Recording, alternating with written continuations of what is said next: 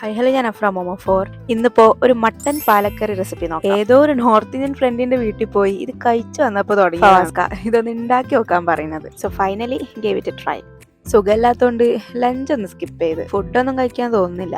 So ഒരു orange കഴിച്ചുകൊണ്ട് cook ചെയ്യാന്ന് വിറ്റമിൻ സി കിട്ടിക്കോട്ടെ. പിന്നെ ഒരു ഡിസ്ക്ലൈമർ ഉള്ളത്, എല്ലാവർക്കും കറി ഒരേപോലെ ഇഷ്ടപ്പെടണം എന്നില്ല. നിങ്ങൾ ഈ മട്ടൻ സൂപ്പൊക്കെ എൻജോയ് ചെയ്യുന്ന ഒരാളാണെങ്കിൽ you would probably like it. യൂട്യൂബിൽ ഒരുപാട് വീഡിയോസ് റെഫറൻസ് എടുത്തേന്നു. നമുക്ക് വലിയ കേടുപാടില്ലാതെ ഇത് കഴിക്കാൻ പറ്റുന്ന തോന്നിയൊരു സ്റ്റൈലാണ് ഇപ്പൊ ഞാൻ ഉണ്ടാക്കുന്നത് കേട്ടോ.